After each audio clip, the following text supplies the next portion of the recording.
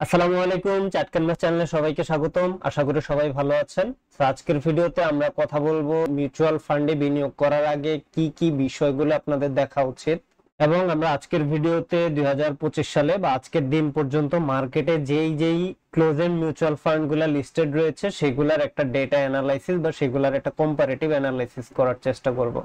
And this video is brought to you by Chart Canvas and U Trade powered by Uniroyal Securities Limited. Video শুরু করার আগে একটা disclaimer দিয়ে নিচ্ছি, এই ভিডিওটা এডুকেশনাল পারপাসে তৈরি করা একটা ভিডিও। এই ভিডিওতে আমি কোনো ধরনের কোনো ইনভেস্টমেন্ট অ্যাডভাইস দিচ্ছি না। এই ভিডিও দেখে কেউ কোনো ধরনের ইনভেস্টমেন্ট ডিসিশন নেবেন না। মনে রাখবেন, পুঁজিবাজার ঝুঁকিপূর্ণ, জেনে ও বুঝে বিনিয়োগ করতে হবে আপনাকে।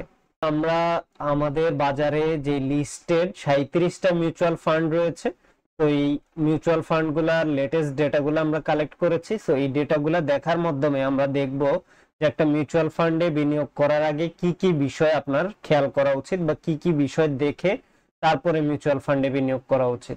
বিস্তারিত যাওয়ার আগে আমরা শুরুতেই একটু বলে নিই মিউচুয়াল ফান্ড কি। তো যারা মিউচুয়াল ফান্ড কি বা মিউচুয়াল ফান্ড থিওরিটার সাথে পরিচিত না, তাদের জন্য জাস্ট বলে নিচ্ছি। তো মিউচুয়াল ফান্ড হলো এরকম একটা ফান্ড যেখানে অনেক লোকজন বা অনেকে টাকা রাখে, রাখার পর ওই ফান্ডটাকে একটা ফান্ড ম্যানেজার বা একটা এক্সপার্ট গ্রুপ অফ পিপল, তারা হলো আপনার ফান্ডটাকে বা যারা সেখানে ফান্ড রাখে তাদের ফান্ডটাকে প্রপারলি বিনিয়োগ করে বা একটা প্রপার চ্যানেলে বিনিয়োগ করে। তো মিউচুয়াল ফান্ডকে আপনি অনেকটা চিন্তা করতে পারেন সমবায় সমিতির মতো। তো এইখানে আসলে অনেক মানুষজন টাকা রাখে, রাখার পর কিছু ফান্ড ম্যানেজার যারা প্রফেশনালি এক্সপিরিয়েন্সড এবং যাদের ফান্ড ম্যানেজমেন্ট রিলেটেড নলেজ রয়েছে, এডুকেশনাল ব্যাকগ্রাউন্ড রয়েছে, তারা আপনার হয়ে ফান্ডটাকে ম্যানেজ করবে এবং আপনার হয়ে ফান্ডটাকে বিনিয়োগ করবে। তো প্রত্যেকটা মিউচুয়াল ফান্ডের কিছু গোল থাকে, যেটা আপনারা তাদের প্রসপেক্টাসে খেয়াল করতে পারবেন বা প্রসপেক্টাস দেখলে সেখানে দেখবেন। তো আমি সেই বিষয়ে যাচ্ছি না, জাস্ট আরেকটা ব্যাপার একটু বলে নেই যে প্রত্যেকটা মিউচুয়াল ফান্ডের একটা স্পন্সর থাকে। তো স্পন্সর ওই মিউচুয়াল ফান্ডের একটা বড় অংশ সে বিনিয়োগ করে। এছাড়াও স্পন্সরের বাইরেও কিন্তু আরেকটা অংশ মার্কেট থেকে আইপিওর মাধ্যমে নেওয়া হয়। তো টোটাল লেটস সে 100 কোটি টাকার একটা ফান্ড বিল্ড করা হবে। তো স্পন্সর হয়তো এখানে 20 থেকে 50 কোটি টাকা দিবে। বাকি যেই 50 থেকে 80 কোটি টাকা, এটা হয়তো আইপিওর মাধ্যমে জেনারেল ইনভেস্টর এন্ড ইনস্টিটিউশনাল ইনভেস্টররা ইনভেস্ট করবে। দেন ওই ফান্ডটাকে মিউচুয়াল ফান্ড বা ফান্ড ম্যানেজার তারা প্রপারলি ইনভেস্ট করবে। ইনভেস্ট করার পরে প্রতি বছর বছর আপনাকে একটা ডিভিডেন্ড পে করবে। আর বাজারে যে ক্লোজ এন্ড মিউচুয়াল ফান্ড গুলা রয়েছে এগুলা সাধারণত 10 বছর মেয়াদি হয়ে থাকে। তো 10 বছর পর আপনার ওই মিউচুয়াল ফান্ডের পোর্টফোলিওতে যেই অ্যাসেট রয়েছে সেটা সেল দিয়ে আপনাকে একটা পরিমাণ টাকা বা যেই অ্যাসেটের যে ভ্যালুটা সেটা আপনাকে পে করে দিবে। এছাড়াও কিন্তু প্রতি বছর বছর ডিভিডেন্ড আপনাকে পে করবেই। যাই হোক, অনেক ডিটেলসে যাব না। যারা মিউচুয়াল ফান্ডের ব্যাপারে একদমই জানতেন না, আশা করি তারা কিছুটা আইডিয়া পেয়েছেন। যাই হোক, তো আমরা এইখানে চলে আসবো যে প্রাইস, যেহেতু এইখানে প্রত্যেকটা মিউচুয়াল ফান্ড বা এগুলা যেহেতু ক্লোজ এন্ড মিউচুয়াল ফান্ড, তো এগুলা স্টক মার্কেটে লিস্টেড এবং এইগুলা স্টক মার্কেটে ট্রেড হয়। তো ট্রেড হওয়ার কারণে কিন্তু মার্কেটের ডিমান্ড এন্ড সাপ্লাই এর উপরে তার প্রাইসটা ডিটারমাইন হয়। আর এনএভি হলো net asset value. So NAV per unit বলতে পারেন আপনারা, মানে হলো পার ইউনিটের জন্য এনএভি কত রয়েছে। ওই যে আমরা বললাম যে একটা মিউচুয়াল ফান্ডের পোর্টফোলিওতে অনেকগুলা স্টক বা অ্যাসেট থাকে, তো সেইগুলোর যে ভ্যালুয়েশন, টোটাল ভ্যালুয়েশন করার পরে তার টোটাল ইউনিট সংখ্যা দিয়ে ভাগ করলে যে এনএভি পার ইউনিট পায় সেইটাই এটা। দ্যাট মিনস আপনার যেই প্রত্যেকটা ইউনিটের জন্য 6 টাকা 62 পয়সা করে রয়েছে। বলে রাখা ভালো যে এইখানে প্রত্যেকটা ইউনিটের ফেস ভ্যালু অথবা আইপিও ভ্যালু কিন্তু 10 টাকা করে। তো আপনার এইখানে এখন বর্তমানে এই ফান্ডটা ইনভেস্ট করার পরে বা বর্তমান মার্কেটে এর এনএভি রয়েছে 6 টাকা 62 পয়সা। আমরা এই শীটে কি কি ডেটা নিয়েছি সেটা যদি একটু জাস্ট সামারাইজ করি। আমরা তাদের প্রাইস নিয়েছি, লেটেস্ট প্রাইস। আমরা এই ভিডিওটা রেকর্ড করতেছি 17 মে 2025 সালে। তো এই 17 মে লাস্ট ডেটা পর্যন্ত বা মার্কেট ক্লোজিং পর্যন্ত তার যে প্রাইস সেটা আমরা নিয়েছি, এবং 17 মেতে তারা যে এনএভি ডিক্লেয়ার করেছে সেইটা আমরা এখানে নিয়েছি। Then NAV to price gap, so আমরা এই প্রাইসের থেকে এনএভির যে গ্যাপটা এটা এখানে নেওয়ার চেষ্টা করেছি। দ্যাট মিনস বর্তমান প্রাইসে আপনি যদি এই মিউচুয়াল ফান্ডটাকে কিনলে তার এনএভিতে যাওয়া পর্যন্ত বা এনএভিতে গেলে আপনি কেমন রিটার্ন পেতে পারেন সেটাই আসলে এই প্রাইস টু এনএভি গ্যাপ বলতে পারেন।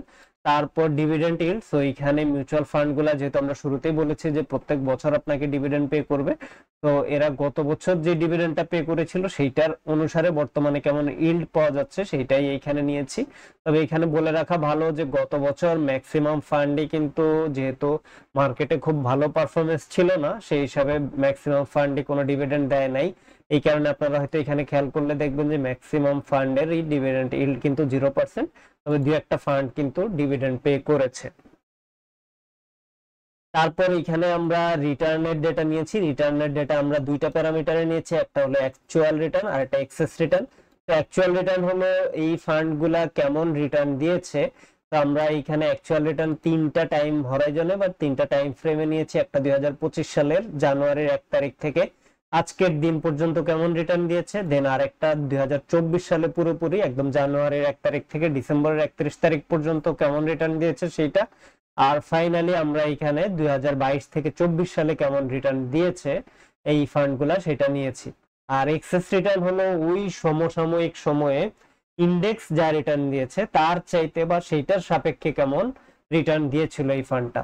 তো এখানে যেমন 2025 সালে ইন্ডেক্সের যে রিটার্ন সেটার তুলনায় কেমন পারফর্ম করতেছে যে কোনো একটা ইন্ডিভিজুয়াল ফান্ড সেটা এখানে দেখা যাবে। তারপর 2024 সালে কেমন পারফর্ম করেছে এবং 2022 থেকে 24 সালে কেমন পারফর্ম করেছে এটা আমরা এখানে দেখব। আর ফাইনালি আমরা আরেকটা কলাম নিয়েছি যে এখানে রিডিমশন ইয়ার। আমরা যেহেতু বললাম যে ক্লোজ এন্ড মিউচুয়াল ফান্ড গুলা 10 বছর মেয়াদে হয়ে থাকে, তো এই রিডিমশন ইয়ারটা মিন করে যে কবে তার সেই 10 বছর মেয়াদটা পূর্তি হবে। যেমন এই ফান্ডটার ক্ষেত্রে 2030 সালে তার 10 বছর মেয়াদ পূর্তি হবে। যারা এখনো ব্যাপারগুলো ধরতে পারেন নাই, বিস্তারিত ভিডিওতে যাওয়ার পরে আশা করি ধরতে পারবেন। আমরা শুরুতেই এখানে দেখতে পাচ্ছি যে প্রাইস, আমরা যদি প্রাইস দিয়ে ফার্স্ট একটু সর্ট করি যে সবচেয়ে ছোট প্রাইস থেকে, তো আমরা দেখতে পাচ্ছি বর্তমানে মার্কেটে 3 টাকা 70 পয়সা থেকে শুরু করে 20 টাকা 20 পয়সা পর্যন্ত মার্কেটে ট্রেড হচ্ছে। তো বোঝাই যাচ্ছে যে মার্কেটে মিউচুয়াল ফান্ড গুলো একটা খুব বড় একটা ওয়াইড রেঞ্জে ট্রেড হচ্ছে। আর আমরা যদি এনএভি দেখি, এনএভির ক্ষেত্রে আমরা দেখতে পাচ্ছি যে বর্তমানে মার্কেটে যে লিস্টেড মিউচুয়াল ফান্ড গুলো রয়েছে তাদের এনএভি 6 টাকা 60 পয়সা বা 62 পয়সা থেকে শুরু করে 15 টাকা 72 পয়সা পর্যন্ত রয়েছে। আর তারপরে আমরা চলে যাব price to NAV gap. So আমরা প্রাইস টু এনএভি গ্যাপটা এখানে সর্ট করে নিব। সো সর্ট করে নেওয়ার আগে জাস্ট এই ক্ষেত্রে আপনাদেরকে একটা জিনিস বলে রাখবো বা বলে রাখতেছি, সেটা হলো যে কোনো ফান্ডকেই তার এনএভির চাইতে বেশি প্রাইসে কেনা উচিত হবে না। যেমন আমরা এখানে নিচের দিকে কয়েকটা ফান্ড দেখতে পাচ্ছি। সো এখানে প্রায় 5টা ফান্ড দেখতে পাচ্ছি যাদের কিন্তু বর্তমানে মার্কেটে প্রাইস এনএভির চাইতে বেশি রয়েছে। তো এইখানে হয়তো অনেক বেশি হাইপ ক্রিয়েট হওয়ার কারণে বা মানুষ অনেক বেশি অপটিমিস্টিক হয়ে যাওয়ার কারণে তারা হয়তো এনএভির চাইতে বেশি দামে কিনতেছে, বাট এটা কখনোই উচিত হবে না বা এটা কিন্তু অনেক রিস্কি একটা ব্যাপার। যেহেতু আপনার এই প্রত্যেকটা ফান্ডের এগেনস্টে 60 টাকার বা 60 টাকা 90 পয়সার অ্যাসেট রয়েছে, তো আপনি সেটাকে কেন 9 টাকা 20 পয়সায় কিনতে যাবেন। তো আমরা সবসময় সাজেস্ট করব যে যাদের প্রাইস টু এনএভি গ্যাপটা নেগেটিভে রয়েছে এই স্টক গুলা বা এই মিউচুয়াল ফান্ড গুলা আপনি কখনো কিনতে যাবেন না। আপনি কোনগুলা কিনবেন বা কোনগুলা কিনা উচিত হবে সেটার জন্য এই নাম্বারগুলা যাদের পজিটিভ রয়েছে সেগুলাই বা সেখান থেকে চুজ করে আপনাকে কিনতে হবে। তো এবার আসি আমরা যে সেই হিসাবে কিন্তু আমাদের প্রাইস টু এনএভি গ্যাপ সবচেয়ে বেশি যার সেই ফান্ডটাই কেনা উচিত হওয়ার কথা। বাট এইখানে একটা বড় সমস্যা হয়েছে যে আমাদের বাংলাদেশের মিউচুয়াল ফান্ড ইন্ডাস্ট্রিতে খুব বড় কিছু স্ক্যাম হয়েছে। ওই বড় কিছু স্ক্যাম গুলো অনেকটা এরকম যে কিছু কিছু ফান্ড ম্যানেজার তার গ্রাহকদের টাকা নিয়ে চলে গিয়েছে। এছাড়াও আরো কিছু স্ক্যাম হয়েছে এরকম যে ফান্ড ম্যানেজাররা তাদের কিছু সুবিধা নেওয়ার জন্য তারা কিছু স্টককে এই ফান্ডে বা এই যে তার যে ফান্ডটা সে ম্যানেজ করতেছে এই ফান্ডে কিছু স্টককে ডাম্পিং করেছে। এবং আরেকটা বাজে কাজ হয়েছে যে তারা আইপিও বা প্রি আইপিও তে অনেকগুলা বাজে স্টক অনেক হাই প্রাইসে কিনে রেখেছে, যেটা যদি মার্কেটে কখনো তারা লিস্টেড হয়ও ওই প্রাইসে হয়তো যাবে না। তো এই ক্ষেত্রে আসলে মার্কেটের বাইরের যে কোম্পানিগুলা সেইগুলাও তারা আসলে তাদের পোর্টফোলিওতে ডাম্পিং করেছে। এইসব স্ক্যামের কারণে মার্কেটে তাদের ক্ষেত্রে একটা নেগেটিভ ভাইব দেখা যাচ্ছে। এছাড়াও আসলেই তাদের পোর্টফোলিওর অবস্থা অনেকটাই খারাপ হয়ে গিয়েছে। তো এইসব কারণে আপনি শুধুমাত্র প্রাইস টু এনএভি গ্যাপ দেখে কিন্তু আপনি কিনতে পারবেন না। তো এই যে কথাগুলো বললাম এটার একটা এক্সাম্পলে আমরা যাব, সমস্যা নাই, তো এটার একটা এক্সাম্পল আমরা দেখব। বাট আপনি যেটা এখন আপনার আপাতত জানতে হবে যে প্রাইস টু এনএভির গ্যাপ দেখে শুধুমাত্র আপনার কোনো ফান্ড কেনা বর্তমানে উচিত হবে না, সেটা কিন্তু অনেক বেশি রিস্কি হয়ে যাবে। এরপর তাহলে আমরা কি দেখবো? সো ডিভিডেন্ড ইল্ডের কথা যেহেতু বললাম যে গত বছর মার্কেট খারাপ করার কারণে অনেকেই কোনো ডিভিডেন্ড পে করতে পারে নাই, ইভেন দুই একটা ভালো যে ফান্ড গুলো আছে তারাও আসলে ডিভিডেন্ড পে করতে পারে নাই। তো অলমোস্ট সবারই বা অনেকেরই dividend yield zero. So dividend yield দেখেও আপাতত চুজ করা যাচ্ছে না। তাহলে আমরা চেষ্টা করব এই রিটার্নের ডেটার উপরে বেস করে তাদেরকে বা কোন মিউচুয়াল ফান্ড গুলাতে ইনভেস্ট করা যায় সেটাকে চুজ করতে। আমরা শুরুতেই চলে আসি অ্যাকচুয়াল রিটার্নে। সো আমরা 2025 সালের আজকের দিন পর্যন্ত যে রিটার্ন গুলা পাচ্ছি এটা যদি নেই, সেই ক্ষেত্রে আমরা দেখতে পাচ্ছি যে 2025 সালের আজকের দিন পর্যন্ত ভালো রিটার্ন দিচ্ছে আপাতত এই ক্যাপিটেক বা এই যে এই দুইটা fund, first prime mutual fund and Capitec GBF. So এর মধ্যে কিন্তু আমরা এই যে ফার্স্ট প্রাইম মিউচুয়াল ফান্ড যেটা, এর কিন্তু আসলে এনএভির চাইতে অনেক বেশি দামে মার্কেটে ট্রেড হচ্ছে। তো এটা তো কেনা যাবে না, আমরা বলে ফেলেছি অলরেডি বা বলে দিয়েছি। তো সেই হিসাবে আমরা যদি দেখি যে একটাই পজিটিভ রিটার্ন রয়েছে, বাট এই বছর যেহেতু মাত্র এই যে মে মাসের 17 তারিখ চলতেছে আজকে, এই 5-6 মাসের ডেটা না দেখে আমরা 2024 সালেরও ফুল ডেটাটা একটু দেখবো। 2024 সালে ফুল ডেটা যদি দেখি আমরা দেখতে পাচ্ছি যে মার্কেটে কিন্তু ভালো পারফরমেন্স করেছে। আর যদিও 24 সালে সবার রিটার্নই কিন্তু নেগেটিভ ছিল, তো এর মধ্যেও এই যে কম লস করেছে কয়েকটা ফান্ড 10%-এর নিচে। এর মধ্যে এসিএমএল এর 3টা ফান্ড দেখতে পাচ্ছি, দেন এনসিসিবি একটা, ক্যাপিটেকের এই ফান্ডটাও আমরা দেখতে পাচ্ছি, আর দেন আমরা এআইবিএল ফার্স্ট মিউচুয়াল ফান্ড এটা আমরা দেখতে পাচ্ছি। তো ওভারঅল এই 6টা ফান্ড 10%-এর নিচে লস করেছে। তারপর আমরা যদি 2022 থেকে 24-এর রিটার্নটা দেখি, 22 থেকে 24-এর রিটার্ন দেখলে ফার্স্টের 3টা ফান্ডের জন্য এটা প্রযোজ্য না, কারণ তারা হয়তো 22 সালে মার্কেটে লিস্টেড ছিল না বা 22 সালে তাদের বিজনেস ছিল না। তো সেই হিসাবে ক্যাপিটেকেটটা আসলে বাদ যাচ্ছে, তাদের যেহেতু আমরা লং টার্মের ডেটা আমরা দেখতে পাচ্ছি না, বা তাদের ডেটা ইভালুয়েট করার জন্য যেহেতু আমাদের কাছে এনাফ ডেটা নাই, সেই জন্য আসলে ক্যাপিটেকেটটা আপাতত আমরা বাদ দিচ্ছি। বা এই 3টা বাদ দেওয়ার পরে আমাদের কাছে 2022 থেকে 24-এর যে রিটার্ন রেট, সেইখানেও আমরা টপ 3-তে এসিএমএল এর 3টা ফান্ড দেখতে পাচ্ছি, দেন এআইবিএল এর একটা ফান্ড দেখতে পাচ্ছি আমরা, তারপর গ্রামীণ NS2 এই ফান্ডটা আমরা দেখতে পাচ্ছি এর পরেই। তো এবার আমরা দেখবো এক্সেস রিটার্ন মানে হলো মার্কেটের রিটার্নের সাথে এদের রিটার্নের কম্পারিজনটা। তো আমরা শুরুতেই যদি সর্ট করি 2025 সালের ডেটা, তো ফার্স্ট প্রাইম এইটাতে আসলে প্রাইস নেগেটিভ, তো এটা আমরা বাদ দিচ্ছি। দেন ক্যাপিটেকের যেহেতু লং টার্মের ডেটা নাই এটাও বাদ দিচ্ছি। গোল্ডেন জুবিলি মিউচুয়াল ফান্ড এটাও আমরা বাদ দিচ্ছি, কারণ এর কিন্তু 2022 থেকে লং টার্মের ডেটা নেই, আমরা জাস্ট 1 বছরের ডেটা দেখে তাকে চুজ করতে চাই না। তারপর যে ফান্ডটা আসে সেটা হলো PF1 first mutual fund, ICBA, MACL। So এইখানে আসলে যেহেতু 6 মাসের ডেটা, আমরা তার চাইতে বরং 1 বছরের 2024 সালের ডেটাটাই নেই। 2024 সালের ডেটা নিলে আমরা দেখতে পাচ্ছি এখানে ভালো রিটার্ন পেয়েছি আমরা এসিএমএল এর 3টা ফান্ডে, দেন এনসিসিবি এর একটা ফান্ডে, আর তারপর ক্যাপিটেকের এই ফান্ড আর এআইবিএল এর এই ফান্ড, যেটার কথা আমরা অলরেডি একবার বলেছি। আর আমরা যদি 2022 থেকে 24-এর এই যে হরাইজনটা দেখি, তার মধ্যে এই যে ফার্স্টের 3টাই আমাদের বাদ যাবে। বাদ যাওয়ার পরে আমরা প্রথম 3টাই পাচ্ছি যে এসিএমএল এর 3টা ফান্ড, এরা কিন্তু 18% করে, এই যে ফার্স্ট যে ফান্ডটা এটা কিন্তু 2022 থেকে 24 টাইম হরাইজনে ইন্ডেক্সকে 18% আকারে সে বিট করতে পেরেছে। তো এসিএমএল এর ফার্স্টে 3টা ফান্ড দেখতেছি, দেন এআইবিএল এর একটা ফান্ড দেখতেছি। আমরা মোটামুটি দেখতেছি যে এই 4টা ফান্ডই কিন্তু ঘুরে ফিরে আমাদের কাছে আসতেছে। তো এর মধ্যে একটা বড় ব্যাপার আমাদের চোখে পড়েছে, সেটা হলো যে এসিএমএল এর 3টা ফান্ড কিন্তু খুব ভালো করেছে।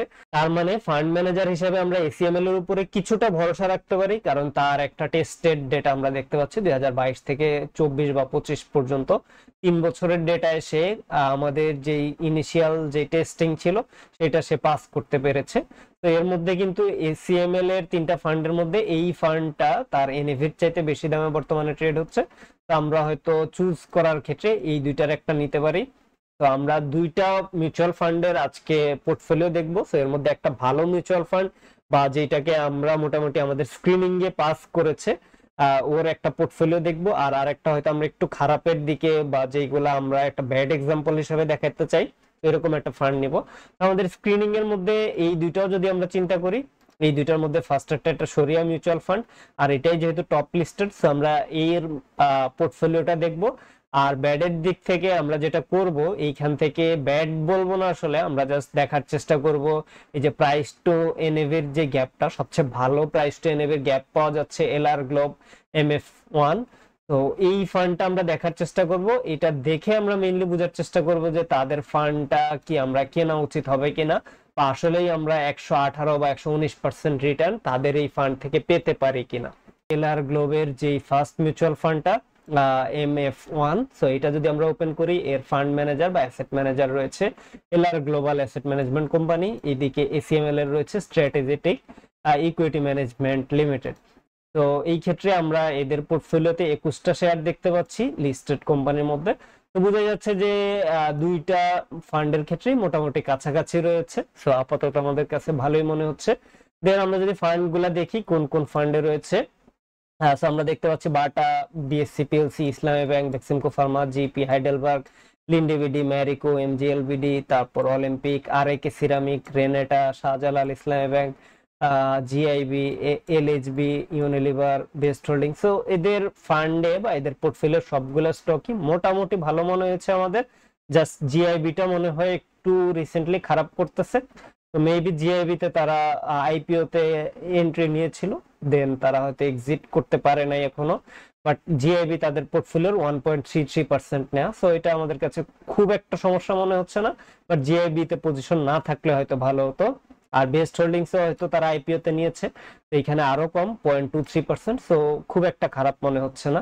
আর আমরা যদি এলআর গ্লোবেরটা দেখি, এলআর গ্লোবেরটা দেখলে আমরা দেখতে পাচ্ছি তাদের পোর্টফোলিওতে রয়েছে BRAC, runner automobiles, so Singer, DBS finance, IDLC, IPDC, BATBC, Summit power, তারপর UPGDCL, Green Delta, Agni system, Genex info, Beximco, Quest BDC, এটা মেবি যে এসএমই মার্কেটের, তারপর Acme lab, Beximco pharma, Renata, Square, Bata shoes, submarine cable, Grameenphone. তো তাদের পোর্টফোলিওতে একটা ভালো ব্যাপার হলো GIB বা বেস্ট হোল্ডিংস এরকম কোনো স্টক নাই। এছাড়া তাদের পোর্টফোলিওতে কিন্তু মিডিওকর কিছু কোম্পানি রয়েছে, যেগুলো অগ্নি সিস্টেম, সো অগ্নি সিস্টেমে তারা 4% লসে রয়েছে। এছাড়াও রানার, সিঙ্গার, এই দুইটা আমার তেমন জানা নাই, বাট মনে হচ্ছে তাদের একটু হাই প্রাইসে নেয়া, যেহেতু 41 and 51% নেগেটিভ দেখতেছি তাদের পোর্টফোলিওতে। তবে তাদের পোর্টফোলিওর সবচেয়ে বড় অংশ নেয়া জিপিতে, দেন তাদের নেওয়া হলো quest BDC। So quest BDC এইটা এসএমই একটা, এসএমই তে 7% এক্সপোজার রাখাটা আমাদের কাছে খুব একটা ভালো মনে হয় নাই, তো এটা আমাদের কাছে প্রপার মনে হচ্ছে না। এছাড়াও তারপরে 6% যদি দেখি ব্যাটবিসি, হ্যাঁ এটা ভালোই মনে হচ্ছে বা এটা খারাপ হওয়ার কথা না। তারপর রয়েছে 4% রেনেটা, সো রেনেটাতে 4% একটু রিস্কি। তারপর যদি আমরা বেক্সিমকোটা দেখি, সো বেক্সিমকোতে রয়েছে তাদের 2.31%, এইটাও খুব একটা অ্যাপ্রোপ্রিয়েট মনে হচ্ছে না। তো ওভারঅল কিন্তু তাদের শেয়ার হোল্ডিংস প্যাটার্নে খুব একটা প্রবলেম নাই। তাহলে আসলে প্রবলেমটা কোথায় সেটা যদি দেখি, দেখলে আমরা এখানে দেখতে পাচ্ছি যে এইখানে তাদের Intraco refuelling station, Intraco CB, এইটাতে 2.03% ইনভেস্টমেন্ট রয়েছে, বাট তাদের মেইন প্রবলেমটা দেখতে পাচ্ছি প্রি আইপিওতে। তো প্রি আইপিওতে এই স্টকটা দেখেন, বাংলাদেশ নিউজ 24 আওয়ার্স লিমিটেড, এই কোম্পানিতে 6.63% ইনভেস্ট করে রেখেছে, এবং যেই প্রাইস ইনভেস্ট করেছে এইখানে কস্ট ভ্যালু আর ফেয়ার ভ্যালু কিন্তু সেম দেখাচ্ছে, বাট এটার ফেয়ার ভ্যালু আসলেই এই পরিমাণ অ্যামাউন্টে আছে কিনা, বা এটা কি জিরোর কাছাকাছি চলে এসেছে কিনা, বা অনেক বেশি প্রাইসে ইনভেস্ট করেছে কিনা, সেটা হয়তো এই কোম্পানিটা যদি মার্কেটে কখনো লিস্টেড হয় তখন দেখা যাবে। তো এখানে 6%, এটা কিন্তু হিউজ। এছাড়া এই যে ইউনিকর্ন ইন্ডাস্ট্রিজ, এইখানেও কিন্তু তাদের হিউজ একটা ইনভেস্টমেন্ট রয়েছে, যেটাও কিন্তু 6% এর মতো অলমোস্ট, কারণ এইখানে 3%, এখানে 1.38, এইখানে 1% মতো। তো এই যে এনার্জি প্রাইমা, এইখানেও ইনভেস্ট করে রেখেছে।